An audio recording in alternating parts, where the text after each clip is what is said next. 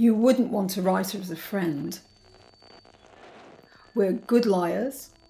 We make things up and try and get paid for it.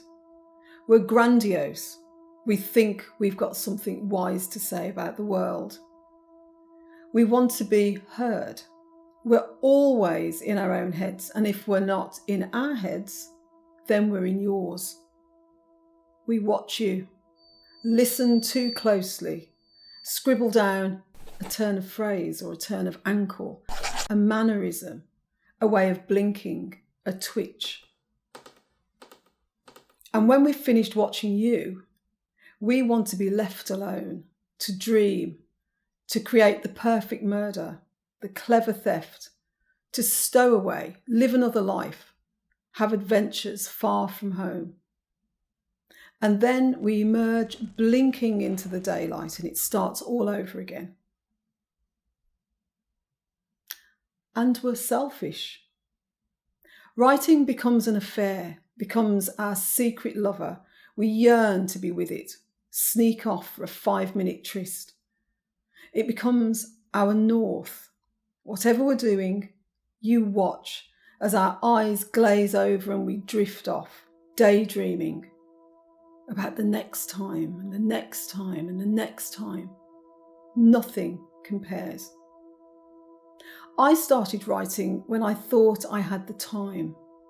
There's never enough time. I started writing when I thought it might be easier. It's never easy. I started writing when I thought I'd grown up. I was wrong. I started writing screenplays about tough guys, gangster romps with guns and geezers. I started writing the stuff that was far from my heart, circling the subjects that were tender to the touch, hiding my soft underbelly under a punch-up, a bank robbery, a buried body. Yet even in those worlds, I found something deeper to explore. The why of the bad man, the broken bones behind the posturing, the dead eye of 4 o'clock in the morning loneliness. But eventually, after my screenplays didn't make it to the screen, and my bad men turned to dust, the circling led me to what I knew I had to write. A story about vulnerability and longing, where the stakes were high in a small boy's world, and where I couldn't afford to fail. The fear of failing kept me going, and it's often what keeps me writing now. And from there, I wrote about an older woman, and time, and longing, and never letting go.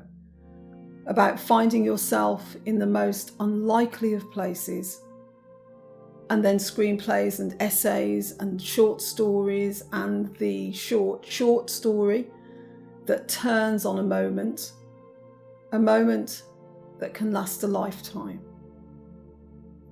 I've always been fascinated by the hinge of time, how it bends from this to that, and you find yourself suddenly, somehow, on the other side of the door, and everything has changed.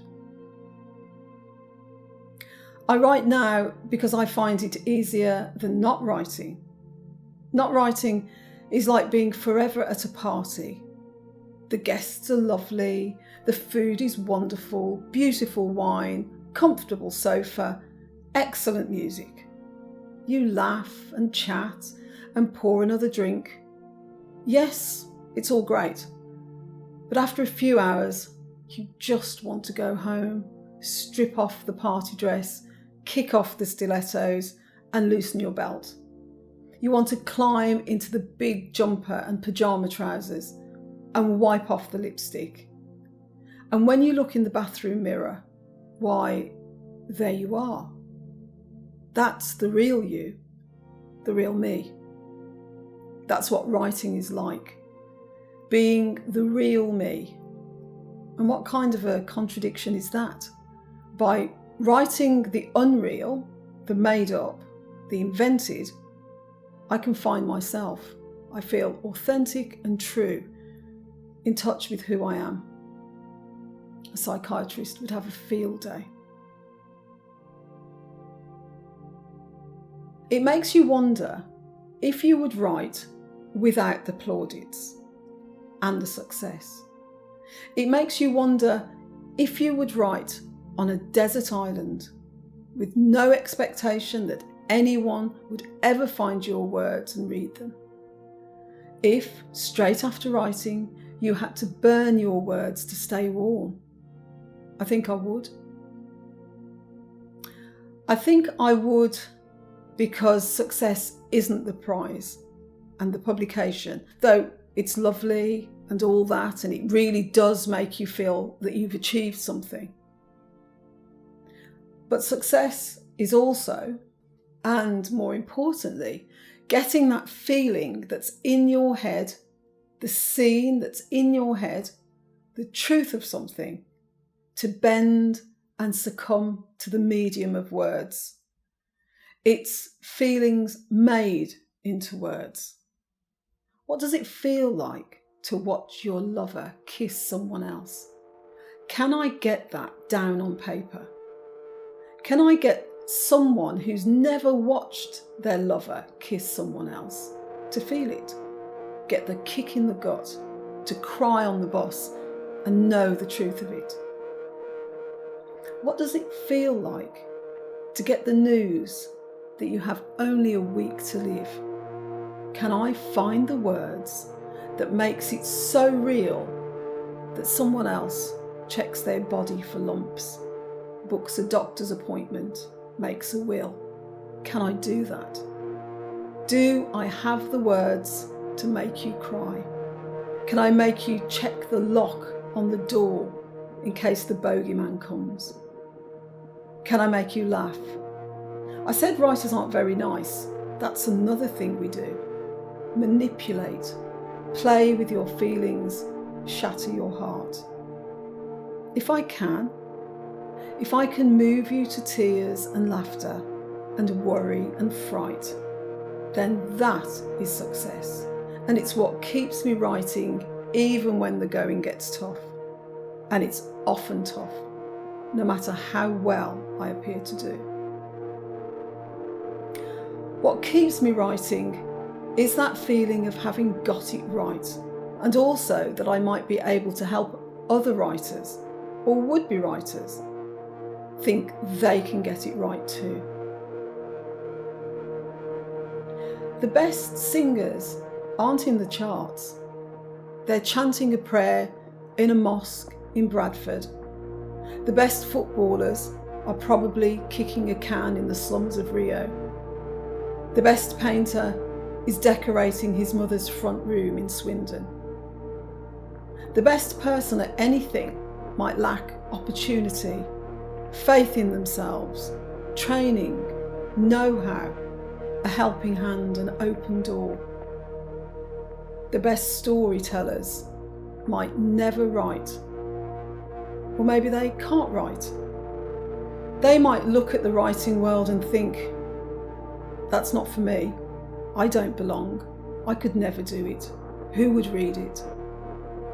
They might look and think, I don't see my sort of stories in the shops, my sort of lives in books, my face, my body, my family. And the more they see the success of those stories that don't speak to them, the further away from writing they move. And they find themselves maybe at the end of their lives thinking of a particular moment, thinking of their life, thinking of that certain someone and saying, I should have written it all down, and now it's too late. It's not too late, but it can feel too late and it can feel too hard. What keeps me writing is that someone might see me, a 60-year-old Brummie, an Irish woman, a black woman, who grew up hungry, who left school when she was 15 and went to university at 51, and say, maybe I can do it. maybe my story is worth writing about.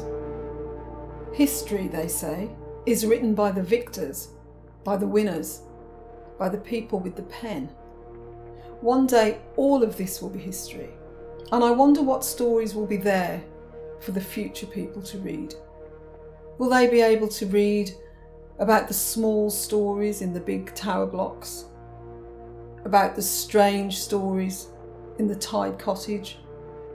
Will they be able to read about the black boy and the queer girl and the hard life full of laughter, about the woman in the factory and the man in the call centre, the sex worker, the teenage YouTuber, the girl who signs, the boy who becomes a girl?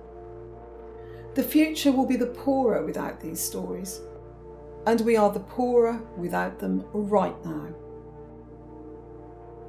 If anything keeps me writing, it's the hope that I won't be alone, that I'll be joined by you and you and you, and we'll get our stories out of our heads and onto the page.